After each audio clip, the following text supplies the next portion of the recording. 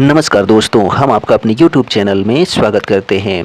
हम यहाँ पर तुगलक वंश यानी कि जो मध्यकालीन इतिहास में दिल्ली सल्तनत है उसमें आता है एक तुगलक वंश, उसकी हम चर्चा करने वाले हैं। तो इसके पहले वाले जो वीडियो थे वह गुलाम वंश थे, उसके बाद खिलजी वंश, उसके बाद तुगलक वंश है। तो इस वीडियो को आप पूरा ज़रूर देखना बिना स्किप किए हुए, क्योंकि यह आपके एग्ज़ाम के लिए बहुत ही इंपॉर्टेंट सेशन है। इसके पहले के जो सेशन हैं उनको आपने नहीं देखा है तो जाकर देख लीजिए। ठीक, चलिए हम यहाँ पर तुगलक वंश की चर्चा करते हैं। तो जो तुगलक वंश है यह खिलजी वंश के बाद आया, जो कि 1320 ईस्वी से लेकर 1414 ईस्वी तक तुगलक वंश रहा था। और इसके जो पहले शासक हुए वह कौन हुए, तो गयासुद्दीन तुगलक हुए। इन्होंने 1320 ईस्वी से लेकर 1325 ईस्वी तक शासन किया। किसने, तो गया यह स्थापना कैसे की, तो इन्होंने क्या किया, खिलजी वंश के अंतिम शासक जो थे खुसरो खां, कौन थे, तो खुसरो खां का क्या कर दिया, इन्होंने हत्या कर दिया। ठीक है, खुसरो खां की इन्होंने क्या कर दी, हत्या कर दी। और उसके बाद 8 सितंबर, ठीक है, 8 सितंबर 1320 ईस्वी को, कब, 8 सितंबर 1320 ईस्वी को इन्होंने दिल्ली की गद्दी पर बैठा। कौन, तो गयासुद्दीन तुगलक खुसरो खां की हत्या करके। ठीक है, तो तुगलक वंश की स्थापना गयासुद्दीन तुगलक ने 8 सितंबर 1320 ईस्वी को की थी। गयासुद्दीन तुगलक का जो वास्तविक नाम था वह गाजी मलिक या फिर तुगलक गाजी था। क्या था, तो गयासुद्दीन तुगलक का वास्तविक नाम गाजी मलिक या फिर तुगलक गाजी था। ठीक, गयासुद्दीन तुगलक ने 23 बार मंगोल आक्रमण को विफल किया था। किसने, तो गयासुद्दीन तुगलक ने। पहली बार गयासुद्दीन तुगलक ने सिंचाई के लिए कुएं और नहरों का निर्माण करवाया था। किसने, तो गयासुद्दीन तुगलक ने पहली बार, ठीक है, सिंचाई के लिए कुएं और नहरों का निर्माण करवाया था।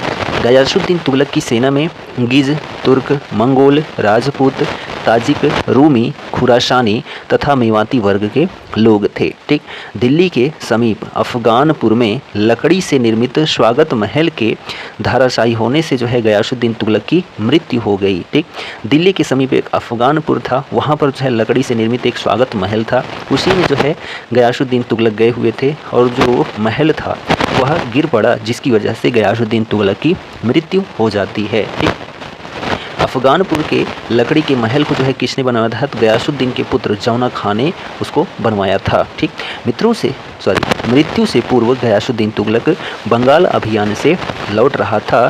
ठीक है, तो उसके बाद वह महल में विश्राम करने गया और वहाँ पर महल गिर गया और जिसकी वजह से उसकी मृत्यु हो जाती है। रोमन शैली में तुगलकाबाद को गयासुद्दीन ने बसाया था। ठीक है, रोमन शैली में एक तुगलकाबाद शहर है या नगर है जिसको गयासुद्दीन तुगलक ने बसाया था। ठीक, और यह रोमन शैली में निर्मित जो नगर है तुगलकाबाद, यहाँ का जो एक दुर्ग था उसको 56 कोट के भी नाम से जाना जाता है। किस नाम से, तो वो 56 कोट के नाम से भी जाना जाता, जो तुगलकाबाद में एक दुर्ग था। ठीक, तो यह बिंदु जरूर याद रखें।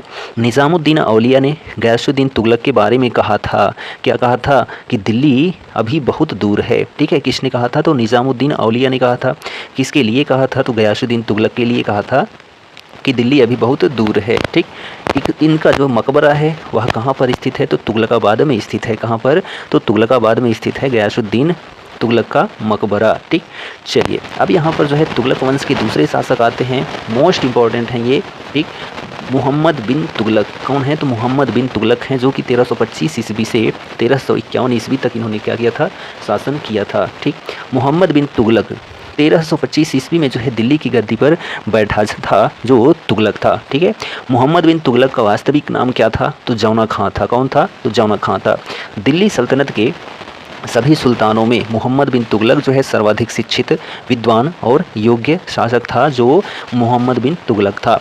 मोहम्मद बिन तुगलक का नाम कई संज्ञाओं से जोड़ा जाता है, जैसे कि अंतर्विरोधों का विस्मयकारी मिश्रण, रक्त का प्यासा अथवा परोपकारी के नाम से जाना जाता है। कौन, मोहम्मद बिन तुगलक। ठीक है, तो तुगलक को अपनी सनक भरी योजनाओं के कारण क्रूर कृत्यों एवं दूसरों के सुख दुख के प्रति उपेक्षा, ठीक है, उपेक्षा भाव रखने के कारण इसको क्या कहा गया है, तो स्वप्नशील कहा गया है और इसको पागल भी कहा गया है। किसको, तो मोहम्मद बिन तुगलक को। ठीक है, और इसको रक्त पिपासु कहा गया है। ठीक, चलिए, मोहम्मद बिन तुगलक का शिक्षक जो था वह कौन था? तो मौलाना गयासुद्दीन था। कौन था? मौलाना गयासुद्दीन जो है वह मोहम्मद बिन तुगलक का शिक्षक था। ठीक। मोहम्मद बिन तुगलक ने अपने चचेरे भाई फिरोज तुगलक को नायब बारबक, ठीक है, पद प्रदान किया था। किसको? तो चचेरे भाई फिरोज तुगलक को नायब बारबक का पद प्रदान किया था। किसने? तो मोहम्मद बिन तुगलक ने। मोहम्मद बिन तुगलक का साम्राज्य जो है 23 प्रांतों में बटा हुआ था। मोहम्मद बिन तुगलक ने 1627 ईस्वी में दोआब क्षेत्र में कर की मात्रा में वृद्धि यानी कि प्रथम योजना लागू किए थे। ठीक है, दोआब क्षेत्र में कर की वृद्धि लागू कर दी थी। किसने? तो मोहम्मद बिन तुगलक ने। मोहम्मद बिन तुगलक ने कृषि के विकास के लिए दीवाने कोही का विभाग की जो है स्थापना की थी। किसने? तो मोहम्मद बिन तुगलक ने कृषि विकास के लिए दीवाने कोही की स्थापना की थी। ठीक।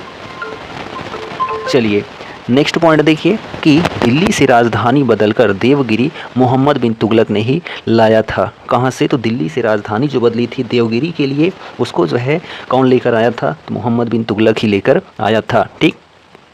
देवगिरी का नया नाम जो है क्या रखा था? तो दौलताबाद रखा गया था।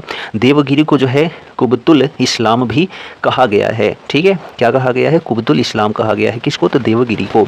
मोहम्मद बिन तुगलक ने पुनः दौलताबाद से राजधानी बदलकर कहाँ लेकर गया था? तो दिल्ली लेकर गया था। कब लेकर गया था?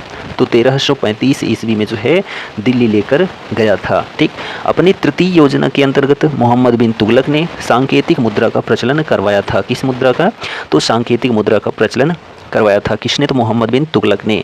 यह जो सांकेतिक मुद्राएं थी वह कौन कौन सी थी? तो कांसा था। ठीक है, कांसा। यह जो कांसा है यह फरिश्ता के अनुसार है कि यह कांसा है। ठीक है, और एक था तांबा। ठीक है, कांसा की और तांबा की मुद्रा का प्रचलन करवाया था। किसने? तो मोहम्मद बिन तुगलक ने। और यह जो तांबा है बरनी के अनुसार इन्होंने तांबे के सिक्के चलवाए और फरिश्ता के अनुसार कांसे के सिक्के चलवाए, और मूल्य जो है वह चांदी की टका के बराबर ही होता था इन दोनों सिक्कों का। ठीक है, कब? तो जो मोहम्मद बिन तुगलक ने सिक्कों का जो है सिक्कों को चलवाया, जो सांकेतिक सिक्के हुए या मुद्राएं हुई। 1333 ईस्वी में इब्न बतूता मोहम्मद बिन तुगलक के शासनकाल में जो है भारत आया था। और यह जो इब्न बतूता था यह कहाँ का शासक था? कहाँ का यात्री था? तो अफ्रीकी यानी कि मोरक्को का यात्री था। कौन? इब्न बतूता जो है वह कहाँ का यात्री था? तो मोरक्को का यात्री था, जो मोहम्मद बिन तुगलक के शासनकाल में भारत आया था 1333 ईस्वी में। ठीक। Edward Thomas. कौन? तो एडवर्ड। ठीक है, एडवर्ड थॉमस एक थे। कौन थे? एडवर्ड थॉमस थे। इन्होंने क्या कहा था? प्रिंस ऑफ मनीयर्स की संज्ञा दी थी। किसको? तो मोहम्मद बिन तुगलक को की संज्ञा दी थी एडवर्ड थॉमस ने। ठीक है, चलिए नेक्स्ट पॉइंट देखिए कि इब्न बतूता ने किताबुल रहला यानी कि रहला लिखी थी। जो रहला रचना है यह किसकी है? तो इब्न बतूता की है, जो कि मोरक्को यात्री था, मोहम्मद बिन तुगलक के शासनकाल में भारत आया था। इसने अपनी यात्रा का जो है विवरण दिया है। किसमें? तो रहला पुस्तक में। बरनी के अनुसार मोहम्मद बिन तुगलक की 5 मुख्य योजनाओं का विशेष रूप से उल्लेख मिलता है। उनमें कौन कौन सी योजनाएं हैं? तो दोआब में कर वृद्धि करना, देवगिरी को जो है राजधानी बनाना, ठीक है, दौलताबाद से, और सांकेतिक मुद्रा जारी करना, खुरासान पर आक्रमण करना, और जो है कराचिल की ओर अभियान। ये सभी जो हैं योजनाएं थी किनकी? मोहम्मद बिन तुगलक की। ये 5 योजनाएं थी किनके अनुसार? तो बरनी के अनुसार। ठीक। दिल्ली के सुल्तानों में मोहम्मद बिन तुगलक जो है प्रथम सुल्तान था जो हिंदुओं के त्योहारों मुख्यतया होली में भाग लेता था। थट्टा के निकट जो है 20 मार्च 1351 ईस्वी को मोहम्मद तुगलक की मृत्यु हो गई। कब? तो 20 मार्च 1351 को मोहम्मद बिन तुगलक की मृत्यु हो जाती है। कहाँ पर? तो थट्टा के निकट जो है इनकी मृत्यु हो जाती है। ठीक। उसके निधन पर बदायूनी ने लिखा, क्या लिखा? कि सुल्तान को उसकी प्रजा से और जो है प्रजा को अपने सुल्तान से मुक्ति मिल गई। किसने कहा था? तो बदायूनी ने कहा था। मोहम्मद बिन तुगलक ने जो है इब्न बतूता को दिल्ली के काजी पद पर नियुक्त किया था। किसने? तो मोहम्मद बिन तुगलक ने। ठीक। मोहम्मद बिन तुगलक के काल में ही दक्षिण में जो है 1336 ईस्वी में, ठीक है, 1336 ईस्वी में हरिहर एवं बुक्का ने जो है विजयनगर साम्राज्य की नींव डाली थी। कब? तो मोहम्मद बिन तुगलक के शासनकाल में ही दक्षिण में, ठीक है, 1336 ईस्वी में हरिहर एवं बुक्का ने जो है विजयनगर साम्राज्य की नींव डाली थी। ठीक। महाराष्ट्र में अलाउद्दीन बहमन शाह ने 1347 ईस्वी में स्वतंत्र बहमनी राज्य की स्थापना की थी। किसने? तो जो है अलाउद्दीन बहमन शाह ने। किसने? तो अलाउद्दीन जो है बहमन शाह था, इसने क्या किया था? तो महाराष्ट्र में क्या किया था, बहमनी राज्य की स्थापना की थी। कब की थी, तो 1347 ईस्वी में। ठीक है, तो ये बिंदु भी आप याद रखेंगे। मोहम्मद बिन तुगलक जो है शेख अलाउद्दीन का शिष्य था। किसका, तो शेख अलाउद्दीन का शिष्य था। कौन, तो मोहम्मद बिन तुगलक। ठीक, पहला शासक जो अजमेर में शेख मोइनुद्दीन चिश्ती की दरगाह और बहराइच में जो है सालार मसूद गाजी के मकबरे में गया था, वह पहला शासक कौन था, तो मोहम्मद बिन तुगलक ही था, जो अजमेर के शेख मोइनुद्दीन चिश्ती की दरगाह में और बहराइच के सालार मसूद गाजी के मकबरे पर गया था। ठीक, राजमुंदरी के अभिलेखों में जौना खां यानी कि उलूग खां को जो है दुनिया का खान कहा जाता है। किसमें, किस अभिलेखों में, तो राजमुंदरी के अभिलेखों में जो है जौना खां या उलूग खां को जो है दुनिया का खान कहा जाता है। ठीक, चलिए अब यहाँ पर नेक्स्ट जो शासक आते हैं उनमें आते हैं फिरोज शाह तुगलक। कौन आते, फिरोज शाह तुगलक। तो यहाँ पर जो है मोहम्मद बिन तुगलक के बाद जो है कौन से शासक हुए तुगलक वंश में, तो फिरोज शाह तुगलक हुए। 1351 ईस्वी से 1388 ईस्वी तक इन्होंने शासन किया। फिरोज शाह तुगलक मोहम्मद बिन तुगलक का जो है उत्तराधिकारी था और यह 1351 ईस्वी में दिल्ली की गद्दी पर बैठा था। फिरोज शाह तुगलक गयासुद्दीन तुगलक के छोटे भाई रज्जब का पुत्र था। किसका, तो रज्जब का पुत्र था। कौन, फिरोज शाह तुगलक। ठीक, फिरोज शाह तुगलक का राज्याभिषेक जो है सर्वप्रथम ठट्टा में तत्पश्चात दिल्ली में हुआ था। तो ठट्टा में ही जो है गयासुद्दीन तुगलक की मोहम्मद बिन तुगलक की मृत्यु हुई थी। कहाँ पर, ठट्टा में, और यहीं पर राज्याभिषेक हुआ फिरोज शाह तुगलक का पहले, और उसके बाद दिल्ली में राज्याभिषेक हुआ। ठीक, उड़ीसा में पुरी के जगन्नाथ मंदिर को फिरोज शाह तुगलक ने ही क्या किया था, 1360 ईस्वी में ध्वस्त किया था। कहाँ के मंदिर को, तो उड़ीसा के पुरी के जगन्नाथ मंदिर को ध्वस्त किया था, और नगरकोट के प्रसिद्ध ज्वालामुखी मंदिर को भी इसने जो है ध्वस्त किया था 1361 ईस्वी में। किसने, तो फिरोज शाह तुगलक ने। ठीक, फिरोज शाह तुगलक ने जो है 24 कष्टदायक करों को क्या कर दिया था, समाप्त कर दिया था। किसने, तो फिरोज शाह तुगलक ने। फरिश्ता के अनुसार फिरोज शाह तुगलक फारसी, अरबी, तुर्की, तेलुगु, कन्नड़ और जो है मराठी आदि भाषाओं का जो है ज्ञान था। किसको, तो फिरोज शाह तुगलक को। किसके अनुसार, तो फरिश्ता के अनुसार। ठीक, फिरोज शाह तुगलक जो है सिर्फ 4 करों को ही जो है लागू किया था। वह कौन से कर थे, खराज, खुम्स, जजिया और जकात। तो जो ये खराज कर थे ये किससे संबंधित थे, तो जो लगान होता था, लगान वसूला जाता था, उससे संबंधित था। और ये जो खम्स कर था यह लूट कर था। ठीक है, लूट कर का मतलब जो जान लीजिए कि युद्ध में जो लूटे गए माल होते थे या धन होते थे उनको खुम्स कहा जाता था। और यह जो जजिया कर था यह जो है किनके ऊपर लगाया जाता था, तो ब्राह्मणों के ऊपर लगाया जाता था जो जजिया कर था। ठीक, और ये जो जकात था यह भी एक कर ही था। ठीक है, जो फिरोज शाह तुगलक के द्वारा लगाया गया था। ठीक, उलेमाओं के आदेश पर फिरोज शाह तुगलक ने सिंचाई कर, ठीक है, हके सर्व उपज का 1/10वां भाग था, यानी कि 10वां भाग था, उपज का 10वां भाग जो था वह सिंचाई कर था, जो कि एक नया कर था। किसने लागू किया था, तो फिरोज शाह तुगलक ने। फिरोज शाह तुगलक ने सिंचाई की सुविधा के लिए जो है 5 लंबी नहरें बनवाई थीं। ठीक, फिरोज शाह तुगलक ने लगभग फलों के 1200 बाग लगवाए थे। किसने, तो फिरोज शाह तुगलक ने। ठीक है, नेक्स्ट पॉइंट है कि फिरोज शाह तुगलक ने लगभग 300 नए नगरों की स्थापना की थी। कितने, 300 नए नगरों की स्थापना की थी। उनमें जो प्रमुख नगर थे जैसे कि फिरोजाबाद, हिसार, फतेहाबाद, जौनपुर और जो है फिरोजपुर नामक नगरों को जो है फिरोज शाह तुगलक ने बसाया था। फिरोज शाह तुगलक को सबसे ज़्यादा फिरोजाबाद नगर ही पसंद था।